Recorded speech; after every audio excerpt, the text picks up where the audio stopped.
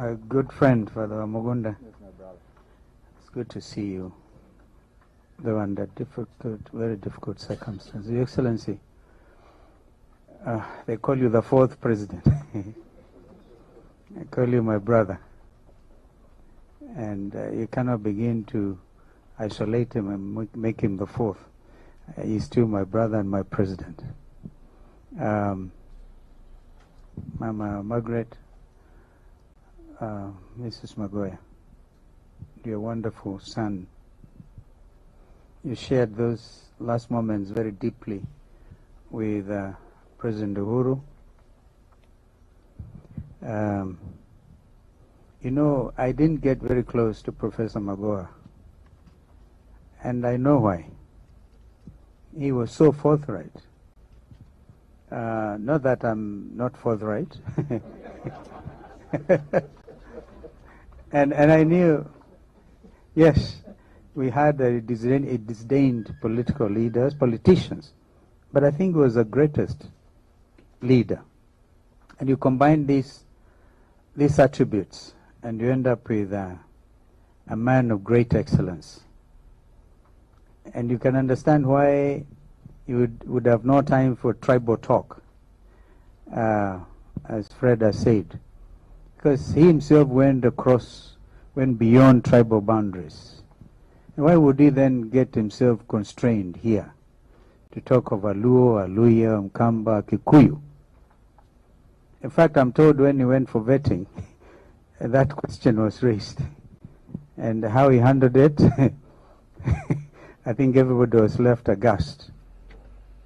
Because he would then point out that as mediocrity. I was once, upon a time, Your Excellency, Minister for Education, for actually a good 3.5 years. And Mzee Mudi Awori, believe it or not, was my assistant minister. And the thing I remember that I did, there are two things.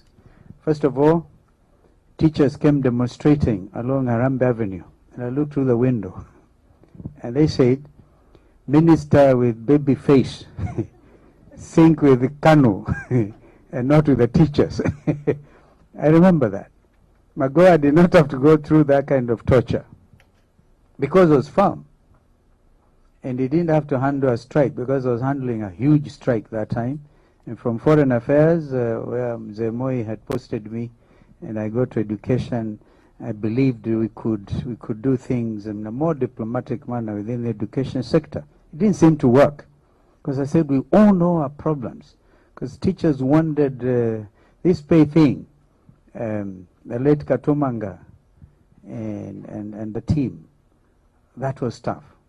The next thing I remember, Your Excellency, is I actually outlawed corporal punishment from our schools. I don't remember anything else major. But here we are celebrating. I think he was also a physician, wasn't he? A great medical man, chairman of medical dentists and practitioners, something. They worked with a young man called Daniel Yumbia, and they were able to put discipline, even at that level of medical practitioners, not just within the education sector. So you can understand why I shied away from meeting Professor Magoha, because you remind me of mediocrity when I was his minister, when I was Minister for Education. So, is Magoha Luo? Is he a Luya? He's a Kenyan. And here we are really burying a true nationalist. Fred, I think you have said it properly. Nobody can replace Professor George Magoha. And this is the real bully. George was not. He just was putting across his point so that we can all end up with a better country.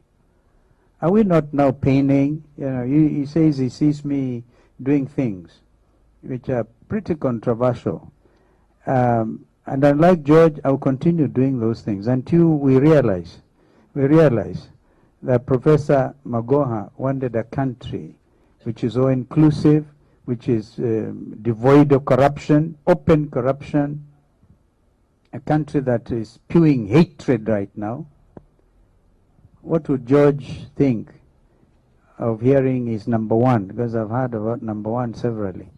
Number one now, being victimized. I want to tell you, Kenyans, Joe, you, my brother, I suspect you're very close in terms of how old is who is older than who. If you, yes, between us, if anybody was today to go out and seem to victimize President Uhuru Kenyatta, I don't know what is going to happen to this country. Because in his time, allow me to say that, because he was Magoha's boss. I happen to have been in politics for a long time because I entered there young, even unmarried. And so I've seen it all. Even when Mzee Kenyatta left us in 78, I was at the Kenya School of Law. The first time I went to State House, I saw him, Mzee, laying in state. And these men, great, some of them tall, blue ties, and must conclude, all of you have fallen short of Magoha standards except me. I'm wearing a tie. You're wearing a collar. You can get away with it. I actually must admit I had to think about it. And in honor of Professor Magoha, those standards, and compromisingly high standards, that is the brother we are escorting. And so I saw Mzee Moi take over from Mzee Kenyatta, and eventually Mzee Moi, Mzee Kibaki took over from Mzee Moi, seamless transition. And nobody, no name calling. And I can tell you the truth, truthfully, that there are some with me in cabinet at that time who wanted Mzee Moi dispossessed of a place he stays, a place in Kibera, near there. And so when these friends brought the matter up in cabinet, of course we objected, some of us, these are no secrets anymore, and we said no. So Mzee Kibaki actually ordered Chris Murangaru and Kiraitu Murungi to deliver the title deed to Mzee Moi, to show that we must respect our leaders at that level if we're going to have a country. So what does Mzee Kibaki in return? President Uhuru takes over from Mzee Kibaki. He considered Kibaki his father. So what is this we are hearing around town? The pettiness about which Fred is talking. You hear things that clearly will remind you of a country like Zambia. When President Chiluba took over from Kaunda and he started saying Kaunda is a Malawian after having been president for 28 years, Chiluba did not last. So here as we celebrate this great Kenyan, a colossus of an academic giant, and a nonsense minister, one who would he touched my heart once, and I'll tell you how, and then I conclude. He was announcing the results, and I now know, because President Uhuru had said, no more exam cheating. And then there's a school patched between, if you know the Rakanidi, between Marimanti and Sekuru, my village, on the river Tana. We named this school after my late mother, Mama Malia. George announces the most improved student that year. A little girl who had gone to Form 1, having scored only 100 points. And it's really failure. And this girl ends up getting a B and going to the university. That really excited Professor Magoha. He said, I don't even know where this Mama Malia school is. Wherever it is, we are very proud that the most improved girl in the whole country has come from a place nobody knows about. That was George, even lifting people from nowhere. Now, I must conclude by wishing this family well. Mama and Michael, you told me when I came, I've just been here for the first time. You were in school with Kennedy.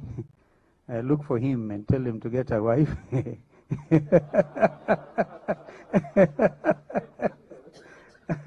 Because he actually told me he was disciplining them. Yeah. So that we can end up with more Magohas. Friends, it's important. Let's all stand together in solidarity at this time. If you think some of us are going crazy, it is because we think we love this country, like Professor George Magoha did.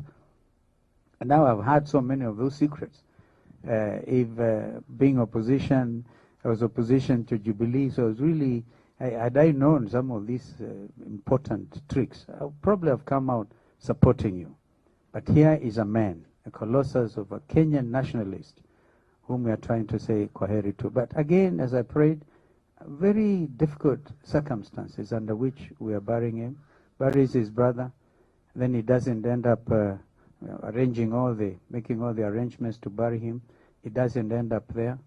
He ends up in the morgue. May the gracious Lord, the Father of humanity,